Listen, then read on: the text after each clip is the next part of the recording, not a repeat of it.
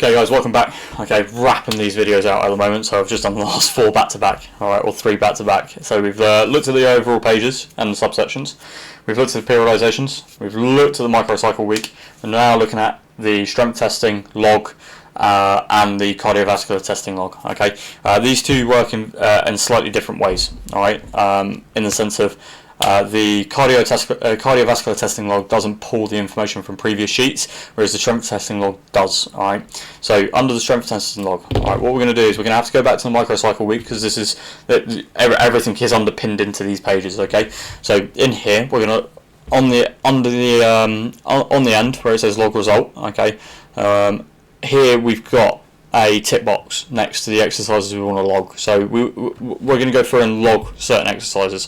So I want to log back squat, Bulgarian split squat and calf raises as an example. Okay, from there, okay, I'm going to come up to the top. I'm going to update my strength testing log by clicking the button. When that disappears, okay, week 1 should then get populated in. So it tells us in here what date it was put into this page, not created, not done, but put into the page, what category of exercise it's in, what exercise it is, test types, so how many reps you've done of that exercise, what the weight was, and how many reps for. And that will estimate your 1 rep max. Okay, it's not perfect, it's not going to be absolutely spot on, because you have fluctuations and all sorts of different things that might get in the way, but it will give you a pretty good estimate unless you've done a 1 rep max, and then you can input that data in.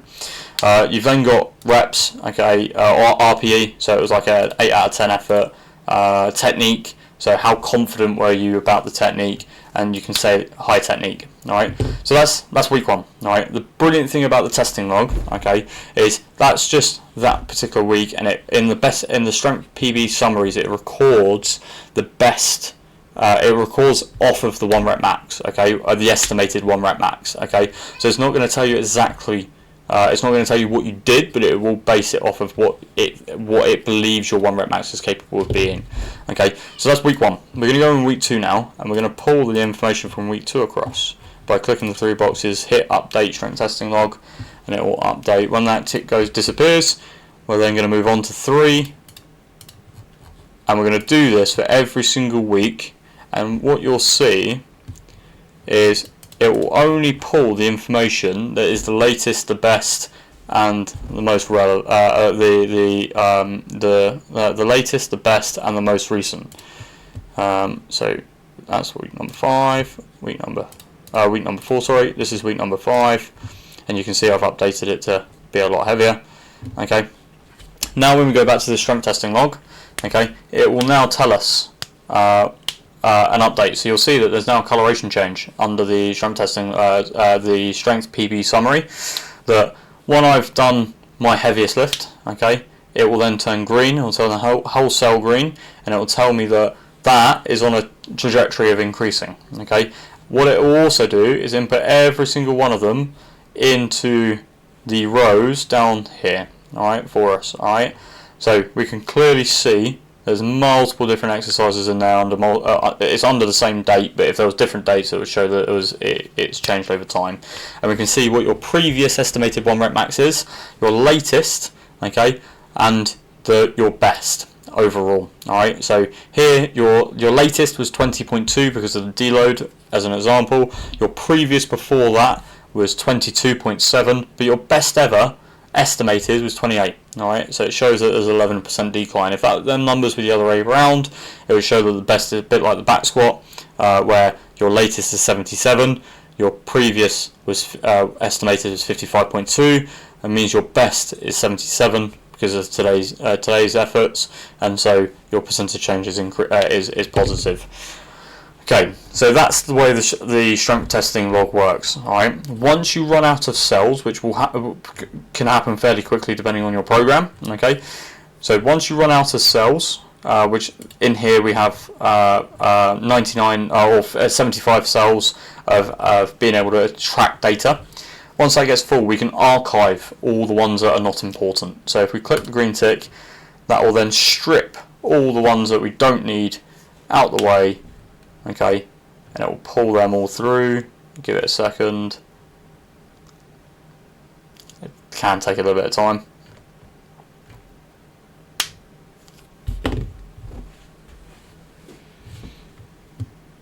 Okay, and obviously the more data you have in here, the easier it's going to be to it will filter out the old archive data, right? So it should have now finished that archive. I'll just double check it under the archive tab.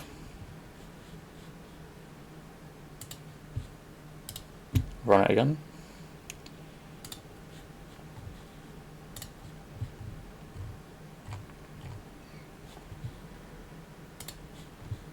Okay, so what will happen normally, okay, under the archive, for some reason it's not quite working right, is it will then pull these data, so the data that's non-needed, into the strength testing archive. All right, so you won't need to it won't be an endless sheet in that strength testing log. It will only keep your best, your previous, your latest, and your best estimated once you then click the archive button. All right, so that's for the strength testing element. Going across into the cardiovascular testing element, okay, this one works a little bit more manually, just because of it's more of a what you've done, how you've tested. So, for example, that Waddesdon 5K, for example, was today. We've put it in there of that's what we've done. So we've done that. Test type was 5K, like so. The time it took, so for example, it took 20 minutes to do 5K. It will then average our speed, or average our pace and our speed in there for us, so we don't need to do anything. The results type should have pulled across. Right. Okay, so it will look like so normally. Alright, so where it says test type, you don't need to type anything in. Alright, what you need to do is where it says update test type, if you click on that, it will then update this test type with a drop down, and then we can say it's a 5K time trial, and it will categorize it as a time trial with your best result. Alright, so for example, now if I add in back here in March, I also done another running event, update the test type, which was another 5K, because that's what we're going to set it to. Just waiting for that program to load, or the script to load. Whilst it's loading, we're going to put this information in. 20. We'd say it's 25 minutes. 0, 25, 0, and again distance 5. Okay, so we've done a 5K.